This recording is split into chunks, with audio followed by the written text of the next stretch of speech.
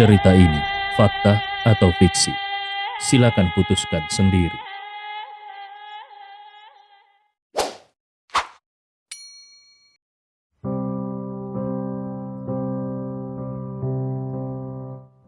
Bab 226 sampai 227. Ekspresi wajah Lu Hansuang langsung berubah saat dia menatap pria yang berlumuran darah di tanah. Itu karena pria itu juga berasal dari istana Plum Darah. Kali ini, keluarga Qin benar-benar membuat dua persiapan.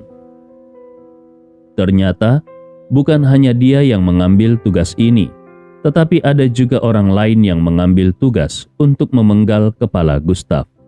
Tapi bagaimana Gustav bisa mengetahuinya? Dia baru saja memasuki rumah ini. Pria di lantai mengerang kesakitan. Dia merasa seolah-olah tulang belakangnya hancur berantakan dan darah terus saja mengalir keluar. Dia menatap Gustav dengan tatapan mematikan. Dengan gerakan tangannya, dia memutar pisau pendeknya dan dia ingin menusukkannya ke arah Gustav. Tetapi satu kaki besar langsung menginjak lengannya. Terdengar bunyi klik dan tulang lengannya langsung patah. Pria itu berteriak kesakitan, tetapi dengan segera suaranya tiba-tiba berhenti. Itu karena tangan kanan Gustav sudah menggenggam lehernya dan Gustav pun mengangkatnya dengan paksa sambil bertanya, "Siapa yang mengirimmu?" Suara Gustav terdengar sedingin es dan membuat pria itu merasa seperti berada di tepi jurang es. Wajah pria itu menjadi pucat dan membiru. Perasaan tercekik membuatnya merasakan rasa sakit yang tak tertandingi. Meskipun dia sudah berjuang mati-matian, tetapi tetap saja dia tidak bisa membebaskan diri sama sekali. Matanya memerah, dia ingin berbicara, tetapi dia tidak bisa. Pada saat ini, Gustav memperhatikan bahwa ada tanda plum darah samar-samar di bagian bawah wajah pria itu, persis sama dengan tanda plum darah di alis Lu Hansuang. Dengan putaran kekuatan di tangannya, Gustav langsung membanting kembali pria itu ke lantai dan suara tulang patah pun kembali terdengar. Dengan acuh tak acuh, Gustav berkata kepada Lu Hansuang, "Pria ini ikut denganmu. Apakah ini yang kau sebut dengan menyelamatkanku?" Wajah Lu Hansuang menjadi pucat. Dia melirik pria itu dan menggelengkan kepalanya dengan keras. "Aku tidak tahu kalau orang ini ada di sini. Sial, orang ini benar-benar mengambil tugas yang sama." Pria yang terkapar di lantai itu terengah-engah, wajahnya pucat pasi. Siapa sangka, orang yang akan dibunuhnya kali ini ternyata sangat menakutkan. Dia tidak memiliki kekuatan untuk melawannya. Tiba-tiba, matanya yang dingin menatap Lu Hansuang dan dia berkata dengan marah, "Lu Hansuang, apakah kau tahu apa yang kau lakukan? Kau benar-benar melanggar aturan. Jika organisasi tahu tentangmu, kau pasti akan mati. Kusarankan agar kau segera membunuh orang ini, atau kau tidak akan bisa melindungi dirimu sendiri." Saat mengucapkan kalimat terakhir tadi, pria itu bahkan sambil menggeram.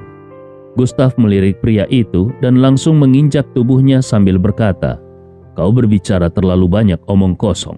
Semua orang yang ingin membunuhku sudah mati, dan kau juga tidak terkecuali." Gustav tiba-tiba mengerahkan kekuatannya. Dengan satu tendangan saja, pria ini pasti akan tamat riwayatnya.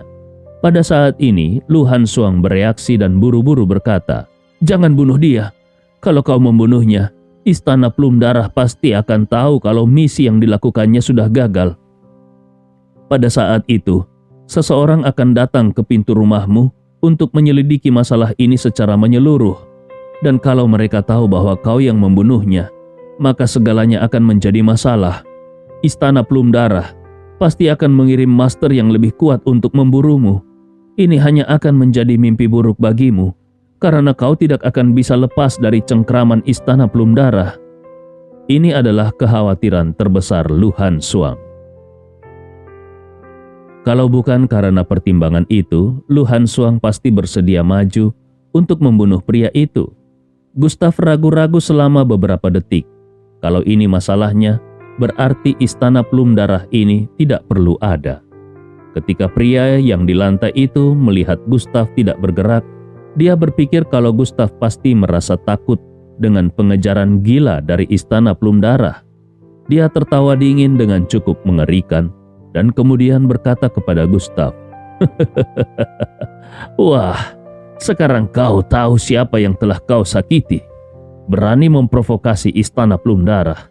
Itu sama saja dengan kau mencari kematian. Sekarang berlututlah di depanku dan mohon belas kasihan. Mungkin aku bisa mempertimbangkan." Namun, sebelum dia selesai berbicara, Gustav sudah menginjaknya. Seketika sebuah lubang langsung muncul di dada pria itu dan dia memuntahkan seteguk darah. Kematian tak berujung pun menyelimuti dirinya. Sebelum dia meninggal, sebuah suara acuh tak acuh terdengar di telinganya.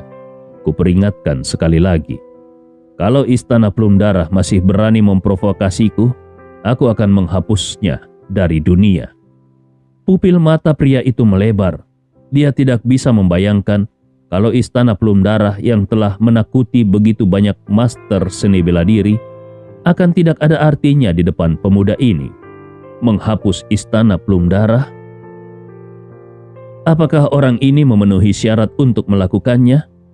Mata indah Lu Hansuang mengungkapkan ketakutan yang mendalam. Dia tahu betul kalau pria yang tergeletak di lantai itu benar-benar akan mati. Dengan satu tendangan saja, Gustav membunuh orang dari istana Plumdarah itu. Apakah orang ini gila? Orang ini benar-benar mengabaikan konsekuensinya. Tendangan orang ini akan mengancam nyawanya sendiri. Apakah orang ini tidak berpikir sampai ke sana? Setelah melakukan semua ini, Gustav kembali ke sofa. Dia mengeluarkan sebungkus rokok, mengeluarkan satu batang rokok, dan memasukkannya langsung ke mulutnya. Percikan api berkedip dan dalam sekejap asapnya memenuhi seluruh ruangan. Lu Hansuang ingin berbicara, tetapi Gustav sudah lebih dulu berbicara kepadanya. Karena kau adalah anggota istana Plumdarah, maka kau yang harus membawa mayat orang ini pergi.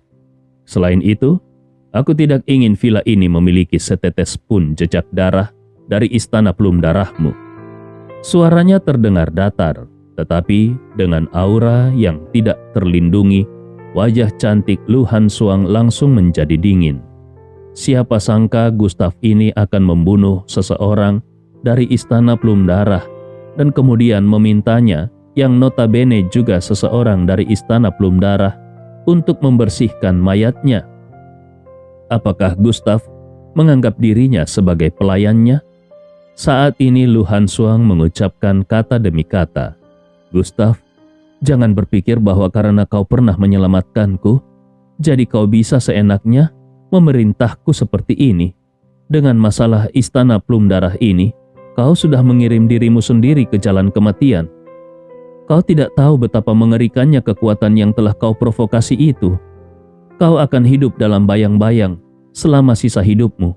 Dan barulah pada saat kau mati nanti, kau akan mengerti betapa konyolnya semua yang telah kau lakukan." Ini bukan kata-kata pengingat, ini lebih kepada ancaman. Kalau bukan karena Gustav pernah menyelamatkannya, Lu Hansuang pasti tidak akan mengatakan banyak omong kosong seperti itu.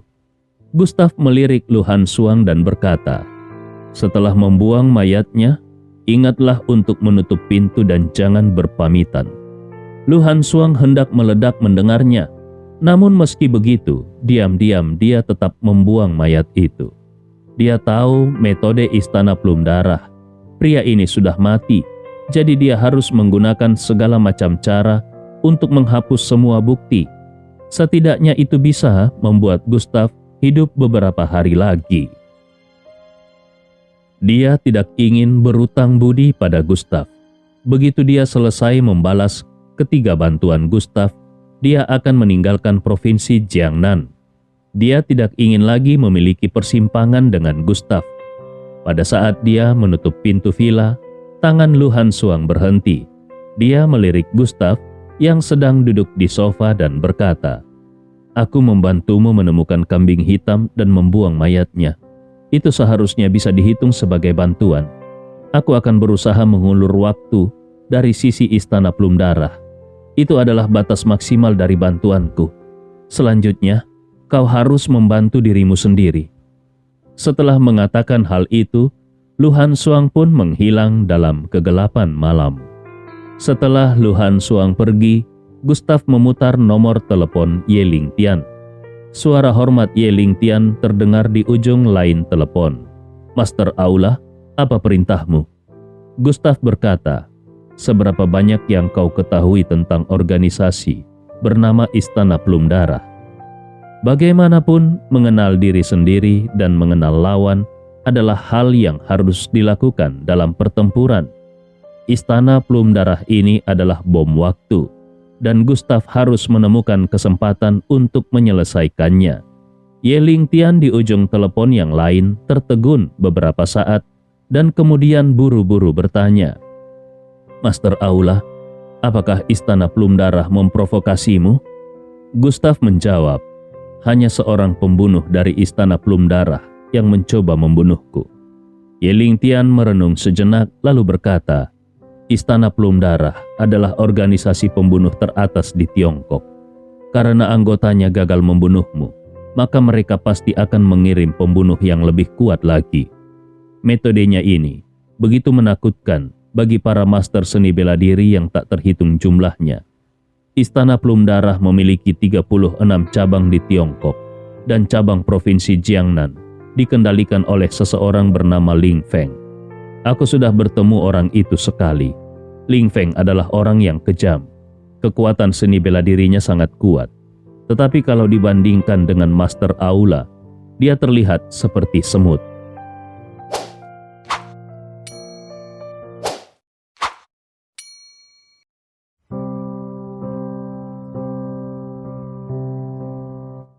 Bab 228 sampai 229. Ye Ling Tian melanjutkan berkata, "Master Aula, tidak perlu takut pada orang itu. Kalau Istana Plum Darah benar-benar tidak berpandangan jauh ke depan dan berani menyinggung Master Aula, hamba bersedia memimpin orang-orang terkuat dari Istana Kegelapan untuk menghancurkan Istana Plum Darah, cabang provinsi Jiangnan." Gustav mengangguk dan bertanya, "Bagaimana kalau orang-orang di Istana Plum Darah cabang provinsi Jiangnan semuanya gagal? Apa yang akan mereka lakukan?" Ye Ling Tian tertegun ragu-ragu selama beberapa detik dan kemudian berkata, "Ini adalah hal yang paling merepotkan. Kekuatan sebenarnya dari Istana Plum Darah berada di ibu kota karena ibu kota merupakan markas besar Istana Plum Darah. Begitu cabang tidak bisa mengatasinya, markas besar akan mengirim master top untuk bergerak." Gustav mengangguk. "Aku mengerti." Ye Ling Tian bertanya kembali, "Master Aula, apakah kau ingin Istana Kegelapan mengambil tindakan?" Gustav menggelengkan kepalanya. "Tidak, itu tidak perlu." Telepon pun ditutup. Mata Gustav dipenuhi dengan sedikit aura dingin. Dia ingin melihat apakah Istana Plum Darah ini akan terus mencarinya atau tidak. Kalau orang-orang dari Istana Plum Darah ini tidak berpikir panjang, maka Istana Plum Darah ini tidak perlu ada. Gustav mengeluarkan batu hitam dari sakunya, lalu dia duduk bersila dan memasuki kondisi kultivasi. Hari ini dia ingin menerobos lapisan ketiga alam pneumatik dalam satu gerakan. Selama dia memiliki kekuatan absolut, tidak peduli seberapa rumit orang atau sesuatu, dia bisa membelah mereka dengan pedang. Batu hitam itu melayang di sekitar tubuh Gustav, dan aura yang telah menyerap liontin giok dilepaskan dengan liar. Dalam sekejap seluruh villa dipenuhi dengan aura. Gustav meminum 2 pil dan efek obat yang sangat kuat meledak di dantiannya. Energi spiritual yang tak terhitung jumlahnya dari dunia luar melonjak menuju tubuhnya. Gustav menjalankan keputusan 9 surga Xuanyang, dan cahaya keemasan keluar dari tubuhnya, seperti naga yang sedang berenang. Ada raungan naga di atas villa, dan kemudian cahaya keemasan itu menuju ke atas kepala Gustav. Waktu berjalan dengan perlahan, dan momentum di tubuh Gustav menjadi semakin menakutkan. Ketika energi di dantiannya berkumpul ke puncaknya, Gustav meraung marah. "Hancurkan!" Ki sejati yang tak terhitung jumlahnya bergegas menuju belenggu ikatan. Percobaan pertama gagal. Percobaan kedua gagal. Pakaian di tubuh Gustav semuanya basah kuyup. Ketiga kalinya, tubuh Gustav tampak bergegas dalam gelombang besar dan aura yang sangat kuat, menerobos semua ikatan. Belenggu ikatan itu pun terkoyak dalam sekejap. Aura yang tak terhitung jumlahnya menutupi seluruh tubuh Gustav dan menenangkannya. Gustav membuka matanya, dan saat ini kultivasinya dengan stabil berada di lapisan ketiga alam pneumatik. Gustav menghempus nafas panjang. Ini sedikit lebih cepat dari yang kukira. Dia pun melihat ke arah jam dan menemukan kalau saat ini sudah jam 3 pagi. Ketika dia berjalan keluar, bilah angin mengembun dari ujung jarinya dan melesat keluar. Sebuah pohon raksasa yang berjarak 100 meter jauhnya dari dirinya langsung tumbang. Gustav kembali ke kamar di lantai 3.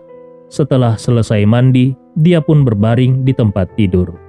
Dia memegang batu hitam di telapak tangannya dan kuburan reinkarnasi langsung muncul di bidang penglihatannya. Satu-satunya batu nisan yang berkilauan telah terungkap sepenuhnya.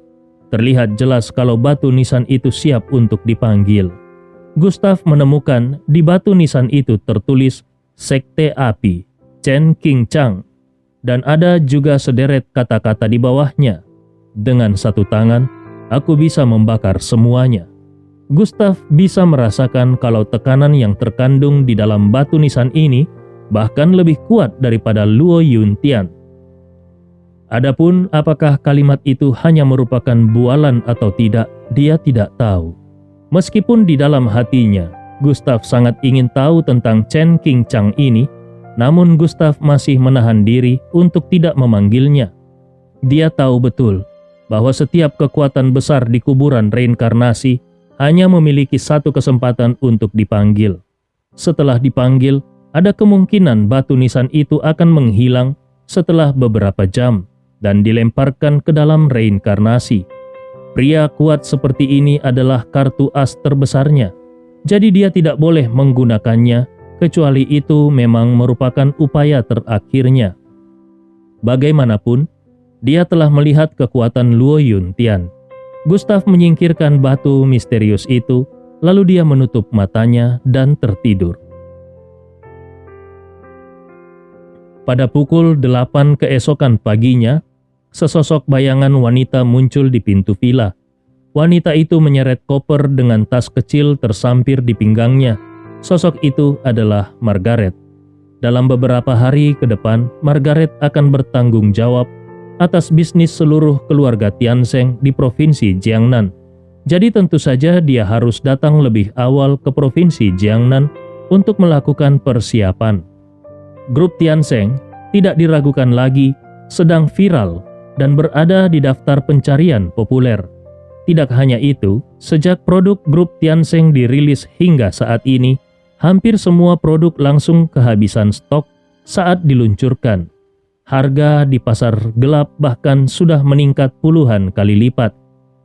Grup Tianzeng sudah menjadi perusahaan bintang di provinsi Jiangnan dan bahkan di Cina.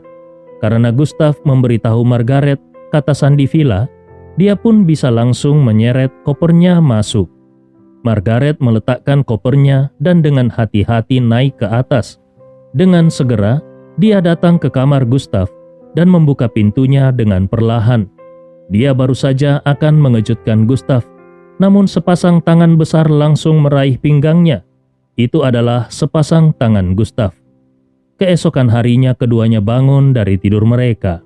Saat Margaret hendak pergi, matanya tiba-tiba melihat foto di atas meja. Foto itu dari 5 tahun lalu. Selain Gustav, ada juga seorang pria paruh baya yang agak tampan dan seorang wanita muda yang lembut. Kedua orang itu jelas merupakan orang tua Gustav. Margaret bertanya, "Gustav, apakah ini adalah foto keluargamu?" Gustav tertegun dan melirik foto itu. Kemudian dia mengangguk dengan ekspresi wajah yang berbeda. Gustav selalu merasa kalau villa ini terasa sedikit kosong. Jadi dia memasang foto ini untuk mengingatkannya pada sesuatu.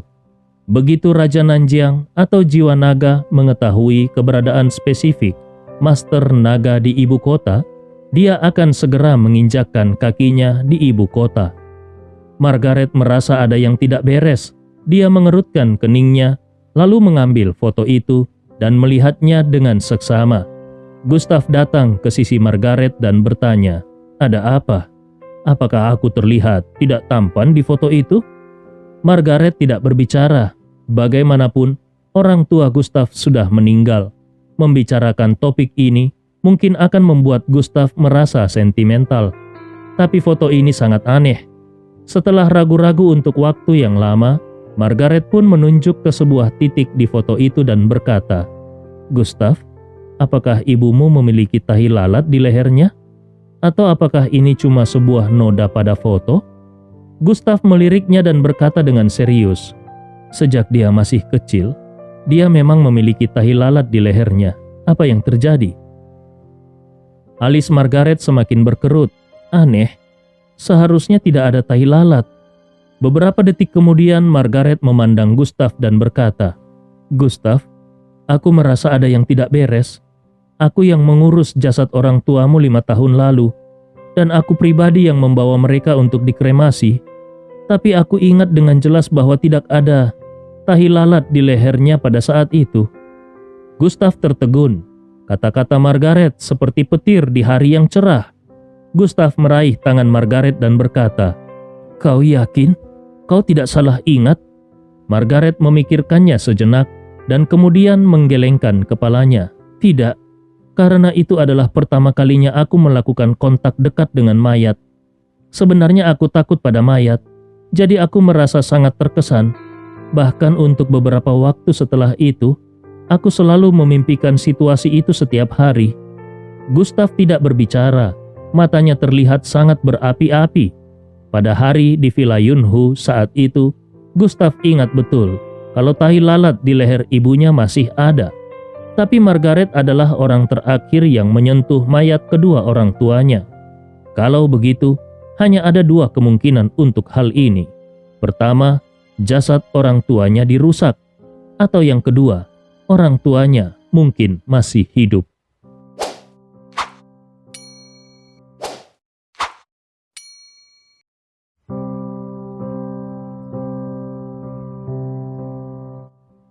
Bab 230 sampai 231. Gustav merasa bahwa kalau orang tuanya masih hidup, mereka pasti akan tahu tentang grup Tianzeng. Dan kalau mereka mengetahui bahwa pemilik grup Tianzeng bernama Gustav Ye, mereka pasti akan datang untuk mencari dirinya. Gustav merasakan hawa dingin di punggungnya. Masalah di Villa Yunhu pada saat itu ternyata tidak sesederhana yang dia bayangkan. Margaret merasa kalau Gustav perlu waktu untuk berpikir. Jadi dia membuka mulutnya dan berkata, "Gustav, aku akan memasak dulu." Setelah Margaret pergi, Gustav langsung memutar nomor telepon Lei Suwei. "Lei Suwei, di mana kau sekarang? Aku ingin bertemu denganmu segera. Aku membutuhkan semua detail tentang Villa Yunhu pada saat itu." Lei Suwei yang ada di ujung telepon tercengang. Kalau orang lain yang berbicara kepadanya dengan nada seperti ini, dia pasti sudah menutup teleponnya sejak tadi. Tapi yang menelponnya adalah Gustav, jadi tentu saja dia tidak berani melakukannya. Ketika dia mendengar nada bicara Gustav yang sangat serius, dia langsung tahu bahwa sesuatu yang besar pasti telah terjadi. Tanpa ragu-ragu lagi, dia langsung berkata, "Aku akan menyuruh Xiao Deng menjemputmu. Sampai jumpa di pangkalan 1 jam lagi." Gustav mengangguk. "Baiklah." Gustav turun ke bawah dan berpamitan kepada Margaret. Tak lama kemudian Gustav menelpon telepon dari Xiao Deng. Tak lama kemudian Gustav menerima telepon dari Xiao Deng. Dia baru saja tiba di luar dan melihat Xiao Deng sedang mencegah seorang wanita memasuki area villa. Gustav bertanya kepada Xiao Deng, "Apa yang terjadi?" Begitu kata-kata itu selesai diucapkan, wanita itu berbalik. Gustav sangat terkejut karena dia mengenali wanita itu. Itu adalah Chu Suran. Kenapa wanita ini datang ke sini? Dan juga bagaimana dia bisa tahu tempat ini? Xiao Deng buru-buru berjalan mendekat dan berkata kepada Gustav, "Tuan Ye, wanita ini ingin bertemu denganmu. Dia juga mengatakan kalau dia mengenalmu." Gustav mendengus dingin. "Aku tidak mengenalnya." Setelah berkata seperti itu, Gustav pun bersiap masuk ke dalam mobil. Chu Suran yang melihat kalau Gustav akan pergi, buru-buru menghampiri Gustav dan bahkan berlutut di depan Gustav. Dia memeluk kaki Gustav dan berkata, "Gustav, bagaimana mungkin kau tidak mengenalku? Kita adalah teman sekelas di sekolah menengah, dan dulu kau pernah berkata kalau kau menyukaiku. Kita bahkan bertemu beberapa kali bulan ini, meskipun pertemuan itu sedikit tidak menyenangkan. Tetapi aku yakin kalau kau pasti masih menyimpanku di dalam hatimu, bukan?" Chu Suran tidak punya pilihan. Ayahnya menyinggung keluarga Meng, keluarga seni bela diri di kota Agoru karena sebuah insiden. Sekarang setelah keluarga Jin dan keluarga Jiang menghilang, otoritas keluarga Meng di kota Agoru menjadi sangat menakutkan. Keluarga Meng mengancam akan menghancurkan keluarga Chu, dan satu-satunya yang bisa menghentikan keluarga Meng adalah Gustav. Dan keluarga Chu tahu betul bahwa keluarga Meng tidak diragukan lagi, pasti melakukan semua ini untuk dilihat Gustav. Bagaimanapun, 2 dari 3 keluarga seni bela diri utama di kota Agoru sudah menghilang dan mereka semua memiliki hubungan dengan Gustav. Saat ini, Gustav adalah orang pertama di kota Agoru. Untuk melindungi diri mereka sendiri, keluarga Meng ingin menunjukkan kebaikan kepada Gustav. Jadi tentu saja hal pertama yang terlintas dalam pikiran mereka adalah menghancurkan keluarga Chu. Gustav melirik Chu Suran, lalu dia mengangkat kaki kanannya dan langsung menendang Chu Suran. Chu Suran terjungkal beberapa meter jauhnya dan ada darah yang keluar dari sudut mulutnya. Gustav berkata dengan dingin, "Kalau aku melihatmu di vilaku lagi, aku akan membunuhmu." Saat ini jam 2 siang di pangkalan Jiwa Naga. Di sebuah ruang pertemuan khusus, Gustav bertemu dengan Ying Qing dan Lei Suwei. Ying Qing meletakkan tumpukan file rahasia di tangannya di depan Gustav sambil berkata, "Tuan Ye, ini adalah semua detail informasi yang dimiliki Jiwa Naga tentang Villa Yunhu." Gustav mengangguk. "Terima kasih." Mendengar 2 kata ini, Ying Qing dan Lei Suwei tercengang. Dewa jahat ini masih bisa mengucapkan kata terima kasih? Ini lebih mustahil daripada komet yang menabrak bumi. Keduanya saling melirik dan melihat keterkejutan di mata satu sama lain. Gustav benar-benar mengabaikan mereka berdua dan sibuk membolak-balik semua isi file. 20 menit kemudian, Gustav mengangkat kepalanya. Dia menatap Lei Suwei dan bertanya, "Saat itu, apakah kau yakin kalau orang tuaku sudah meninggal?" Ekspresi Lei Suwei menjadi sangat aneh. "Tuan Ye, laporan kematian telah dikeluarkan. Apakah mungkin kalau itu palsu?" Suara dingin Gustav terdengar, "Tetapi aku menemukan kalau seseorang mungkin telah menukar jasad orang tuaku." Raut wajah Lei Suwei dan Ying Qing langsung berubah secara dramatis. "Apa?" Mereka sangat terkejut, tetapi jelas itu tidak mungkin terjadi. Untuk beberapa terpidana mati khusus, kalau mereka memang berguna bagi militer, mereka akan disembunyikan dari dunia. Bahkan mereka juga akan diberikan identitas yang palsu, identitas yang baru. Tetapi pasangan keluarga Ye ini adalah orang biasa. Tidak akan ada yang mau melakukan itu. Gustav pun menceritakan penemuan Margaret dan alis Lu Sewei semakin berkerut.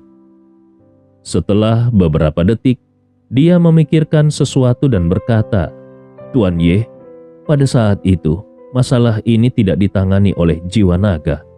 Informasi pada file tersebut hanyalah data jaringan. Kalau Tuan Ye benar-benar ingin mengetahui beberapa detail pada kejadian tahun itu, kau perlu menemui seseorang. Gustav langsung berdiri dan bertanya, siapa orangnya? Masalah ini terkait dengan Villa Yunhu. Pada saat itu, jadi ini sangat penting bagi Gustav. Lei Suwei mengeluarkan ponselnya dan membuka folder galeri. Tidak lama kemudian, layar ponselnya menunjukkan sebuah foto. Dia menyerahkan ponselnya kepada Gustav sambil berkata dengan serius, Tuan Ye, nama orang ini adalah Song Wei-san. 5 tahun yang lalu, dia bertanggung jawab untuk menangani kasus-kasus khusus di Agoru dan bahkan Provinsi Jiangnan. Dia bertanggung jawab penuh atas kasus Villa Yunhu, dan dia adalah orang pertama yang melakukan kontak dengan mayat orang tuamu. Gustav bertanya, di mana dia berada sekarang? Mendengar ini, Lei Suwei menjadi ragu-ragu. Setelah beberapa detik, dia berkata, ngomong-ngomong, Song Wei-san ini juga bernasib tragis. 3 tahun lalu, pada hari pernikahan putranya, pesta yang awalnya meriah itu berubah menjadi bencana. Menantu perempuannya justru dinodai pada hari itu, dan karena pukulan itu, menantu perempuannya melompat ke sungai. Putranya juga sangat marah dan mendatangi rumah keluarga Tang di Provinsi Jiangnan. Tetapi, sebelum putranya bisa menemukan pelakunya, putranya lebih dulu dibunuh oleh orang kuat dari keluarga Tang. Song Wei-san mendapatkan pukulan ganda. Ketenangannya selama puluhan tahun langsung lenyap dan dia menggunakan kekuatannya untuk membalas dendam pada keluarga Tang. Meskipun dia melukai keluarga Tang dengan serius, tetapi dia juga membayar harga yang menyakitkan. Kultivasinya dihapuskan, dia menjadi orang yang tidak berguna dan dikirim ke penjara nomor 1 di Provinsi Jiangnan. Mata Gustav menatap ke Lei Suwei dengan tajam. Keluarga Tang yang kau bicarakan, bukan Tang Ao, bukan? Lei Suwei menghela nafas. Hanya ada satu keluarga Tang di Provinsi Jiangnan. Tang Ao adalah kepala keluarga dan juga Presiden Asosiasi Seni Bela Diri Provinsi Jiangnan yang bisa dianggap sebagai kekuatan tertinggi di Provinsi Jiangnan. Bagaimana mungkin keluarga Song Wei-san bisa menang melawan keluarga itu? Song Wei-san sebenarnya tidak memiliki noda dalam hidupnya, tetapi sayangnya ketika dia akan pensiun, dia justru mengacaukan raksasa keluarga Tang. Ini adalah informasi yang aku temukan ketika baru-baru ini aku menyelidiki insiden di Villa Yunhu. Mata Gustav bersinar dengan sedikit ketidakpercayaan. Dia tidak bisa membayangkan bahwa hal seperti itu akan terjadi di Provinsi Jiangnan. Meskipun tidak masuk akal, bagaimana mungkin orang biasa bisa bermain dengan kekuatan tingkat atas seperti itu? Bagaimanapun juga, Song Wei-san adalah seorang ayah. Putra dan menantunya dibunuh oleh keluarga Tang, dan kehidupannya yang semula bahagia dihancurkan oleh keluarga Tang. Ini jelas merupakan pukulan yang terlalu besar baginya. Namun sayangnya, dia terlalu meremehkan kekuatan keluarga Tang di Provinsi Jiangnan. Gustav menamparkan telapak tangannya di atas meja dan berkata dengan marah, bagaimanapun, Song Wei-san bisa dianggap sebagai pejabat negara. Bukankah seharusnya negara peduli tentang masalah ini? Lei Suwei menghela nafas. Tuan Ye, dunia ini tidak sebaik yang kau bayangkan. Kasus seperti Song Wei-san ini sangat banyak terjadi di Provinsi Jiangnan dan bahkan di Tiongkok. Pada akhirnya, dunia ini hanya akan dikendalikan oleh orang-orang yang berkuasa. Kalau kau tidak memiliki kekuatan dan juga tidak memiliki latar belakang, kau akan dipermainkan oleh orang yang berkuasa. Gustav menekan amarah di dalam hatinya dan berkata, kenapa Song Wei-san dikirim ke penjara nomor 1 Provinsi Jiangnan? Lei Suwei menjelaskan, itu karena dia menggunakan kekuatan publik dengan gegabah untuk berurusan dengan keluarga Tang. Gustav langsung memberikan perintah, bawa aku pergi ke penjara nomor 1 provinsi Jiangnan itu. Aku ingin bertemu dengan Zhong Weishan.